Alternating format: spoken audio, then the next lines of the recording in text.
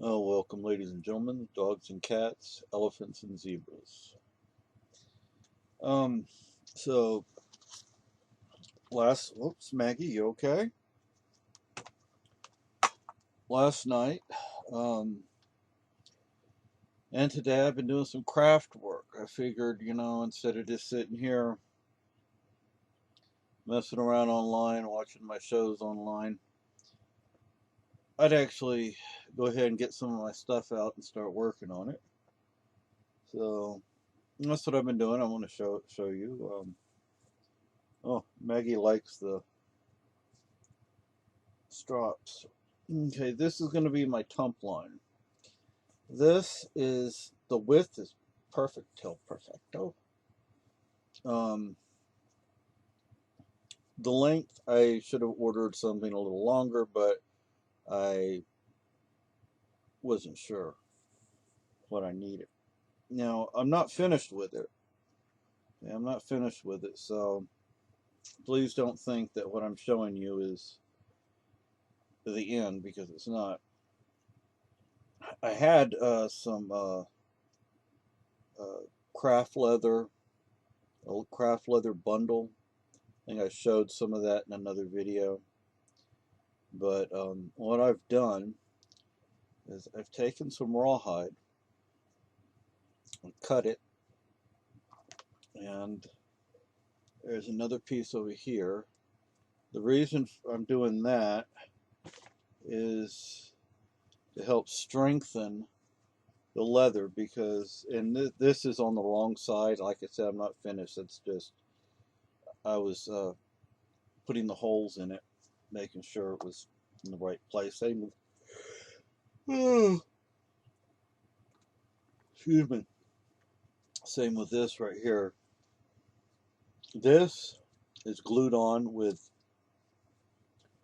powdered hide glue, and then I laced it on.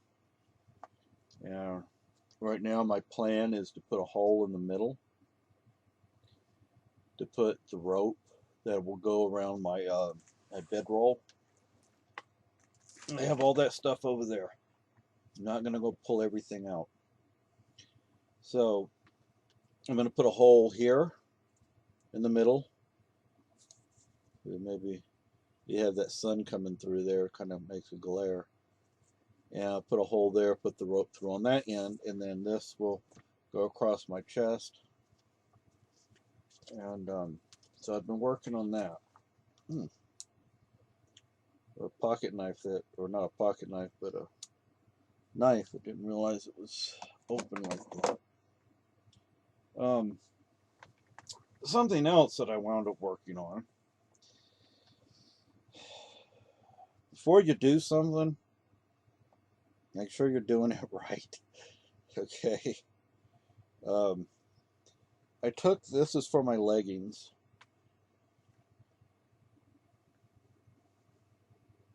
This is from Crazy Crow. Um, I accidentally cut this in half, and it took a long time. It took most of the night, but I sewed this back on, and it will go like this so you don't see the thread. And I'm not finished with it. This is just one leg, and I'm not finished with this. I haven't done anything with the other leg. But I figure, instead of just sitting here, I'd actually do something productive. So that's why I'm showing you this, because I finally got the stuff out, pulled it out, and started working on it. I have a breechcloth over there. I kept wondering what I was going to use for to hold it up, so I got tired of asking myself that. So I wouldn't ask people that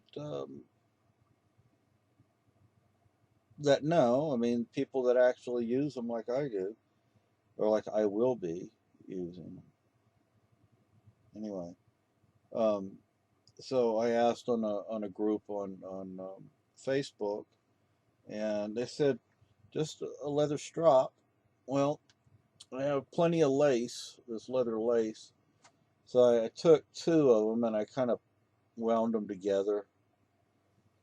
And this will be tight around my waist. The leggings will hang off of there. And I don't have a tomahawk, but I do have a belt axe. Now I wish I would have bought a tomahawk. But one day, but the belt axe will go through, not through this. This is just to hold up the breechcloth. This holds up the breechcloth and the some people call them breechcloths, and the leggings will hang off of here. But I have a belt. It's over there. I'm not going to go grab it. And the belt axe, hopefully one day a tomahawk, will go through the belt. And I don't know. I just thought of this right now. I have to see if I have any leather that I can use to make a like a sheath for the over the blade of the belt axe. I'm reluctant to do that because if I buy a tomahawk, I want a pole tomahawk so I can use the other end to hammer.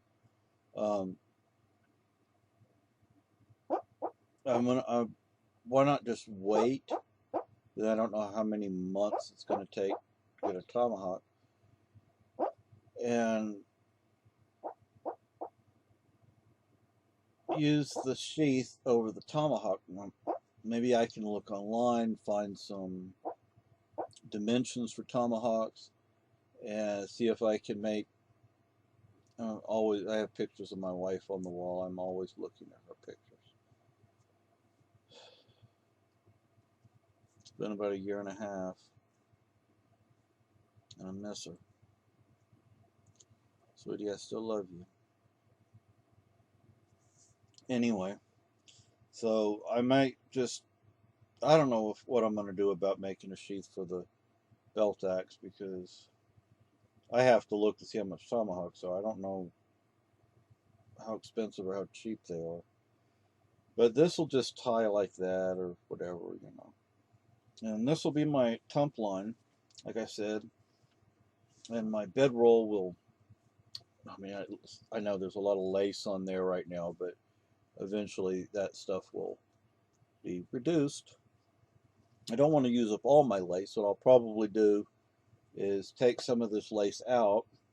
Instead of using like 3 or 4 pieces, I'll just use one length of lace and just keep cutting it as I go on. And so who knows? But I have my little sewing kit, or some people call them housewives or housewives, and mine fits in this little bag. And I have to put that needle, I don't know if you can see that needle, and this is wax, and this has like the needles and some other stuff in it. It has some thread, but there's also spools of thread in this bag. There are needles and buttons and miscellaneous things in this tin. But that's my sewing kit. You know, one thing I want to say about this sport of mine, this hobby of mine that I'm getting into. At first I was like, well, you know, it's not going to be an expensive hobby. Well, it's turning out to be more expensive than I expected. I'm not happy about that.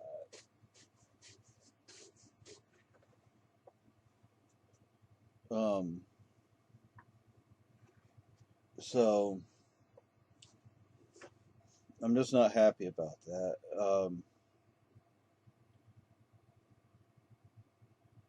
I have my rifle kit that's over here. The barrel is still, I'm still letting the barrel soak in the bacon fat. but I haven't started putting it together.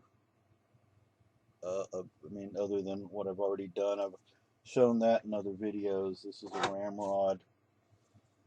I stained it, and then here's the butt. I did the wolf paw on there. I kind of like that, but here's one of my shirts. What I want to do is eventually get this kind of laces right there. I want to get another shirt. Well, I want to dye this green. Happen to have dye. I want to get a hunter's shirt or a hunter's frock to wear over that, because look, when you're out there humping it in the bush, you're gonna get snagged on branches and twigs and thorns and whatnot, and you're gonna get holes in your clothes. You're gonna get things like that. You're gonna get snags and snares, and so if I have another shirt over that, it'll help keep it clean, and it'll help keep it from getting damaged. But haven't had the opportunity to actually get out there yet. I was hoping next month, but it's not looking promising for next month. Maybe the month after, but I do want to do it when the weather's warm. I don't mind doing it. Actually, I don't mind doing it when it's cold either.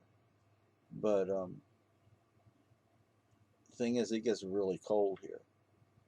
I mean, on average, our winter lows are -20, and I believe our record lows are -40.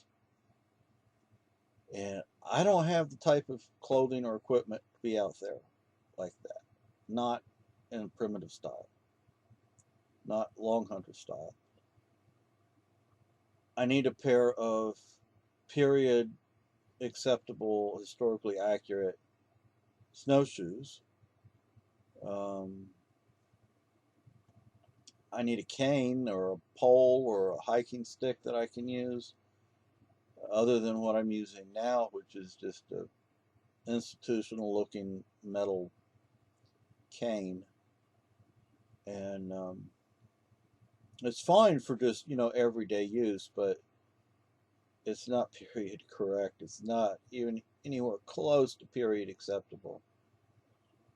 Um, I have books over there that I should be reading about the time period. I was trying to do some research online for Abenaki um, leggings, and I didn't really find too much. Of course, there are other people that probably know of resources that I don't know, about. I mean, I'm still new to this hobby. Um, one thing I found out is some events, the people that are historical reenactors, they get in free to certain events, so that's pretty cool. Next month I was going to go to Fort at number 4, but it's not going to happen. Just financially, I'm not going to be able to do it. I get lucky a haircut. The cats have to see the vet, although what I'm thinking of doing instead of taking the cats to the vet is to buy some feline dewormer and see if that works. I have to go to court. I have to pay a fine. I have to get the car taken care of because there's something, I won't say what it is, but there's something wrong with it, and it has to be taken into the garage to be fixed before I can, anyway. And the court and the car, that's $200 right there. So a lot of money. A lot of money I really don't have. If I would have taken care of the court issues before, I wouldn't be having to pay this out. But anyway, So one thing, another thing I was thinking of, some people at musters, various events, they, I'm 18th century. I'm French and Indian War, so we're talking like the 1740s, 1750s, but I can go up to like the American Revolution. Um, Actually, speaking of history here, um, there's a church in Virginia that was founded by my family, and I was looking at their website uh, this morning or last night or whenever it was. It's 4:31 p.m. right now, and I'm dead tired. I've been up since probably this time yesterday. Um, but my family has been intimately involved with that church since its founding, even today. There's a street named after the family in that area. There's another town that my family has been in forever that also has a street named after us. Not forever, because that other town is in North Carolina, and that town we've been in Virginia longer than we've been in North Carolina. But both towns in Virginia and North Carolina have streets named for the family. And in one of those towns, there was actually someone living on the street with that name. So that's pretty cool. I mean, the family goes back in Virginia since 1632. That's my mother's side. My dad's side and me, we're not from the United States. Um, my dad was an immigrant. I'm an immigrant, or at least I definitely consider myself one. Always felt like one. Um, Definitely wasn't born here. Definitely wasn't raised here. But well, then when I talk about where I grew up, where I was raised,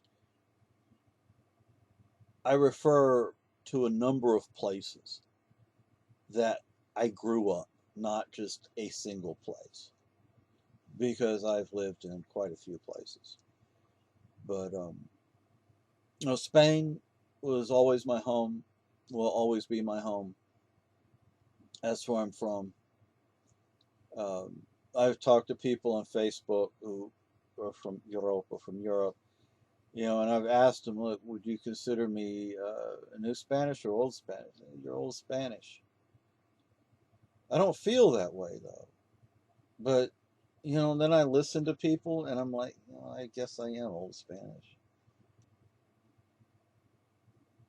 There's a part of me that wants to be, doesn't, there's a part of me that wants to have nothing to do with the Franco era. But that's the era I'm from. And, we saw things, heard things, experienced things that most Americans thankfully haven't had to deal with. You should thank your lucky stars. But I've been gone for so long that I feel like I'm new Spanish, but I'm not. I'm old Spanish. So, oh, excuse me. So anyway, so I have a crate over there that I bought, I think last month or the month before. I'm putting all my reenacting stuff in. So it's kind of full. Um, it's not really organized. So I have two oilskin haversacks, and I have an oilskin pack, but I no longer use that. I've actually never really used it. I had stuff stored in it. When I started to get into this, I went and looked in the pack, oh, in the pack, and I was like, oh my goodness, I have a lot of stuff already. I'm glad I already had a lot of stuff. It's a lot of stuff I didn't have to buy, but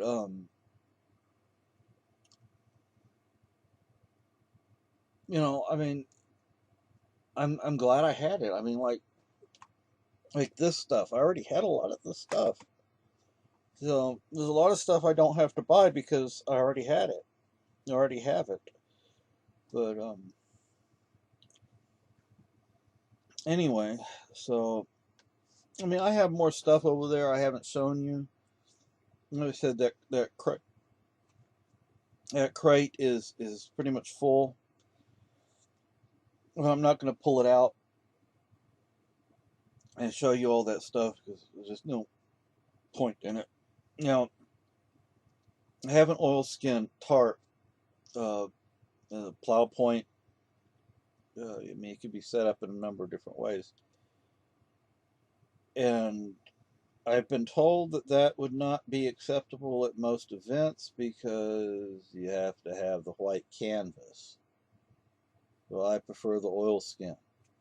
If I'm in the woods and I don't want nobody seeing me, I either want the brown oilskin, waving at Lucky there, or I want green canvas. I'm not out there for people to see me. I'm out there to be by myself, which I'm by myself 99.9% of the time anyway. I'm not a very social person. But man, when my wife was alive, we did things. We went out. I mean, I do go out. I mean, I haven't been going out for a while. I mean, since my wife passed away, I just don't care. I mean, with all honesty, I just don't care. So, a lot of depression. People say, well, it's been a year and a half, Seamus. Get over it. Get on with your life. That's easy for you to say. I miss her. She was an amazing woman. I love her. I loved her. I will always love her. I'm looking over at pictures of her and us. There's a picture of her in front of the Alamo, but can't see her very well because it's so far away. It's a good picture though. It's actually with the blue sky and some white puffy clouds there, and her in front of the doors of the Alamo. Pretty cool. And anyway, so anyway, I guess that's it.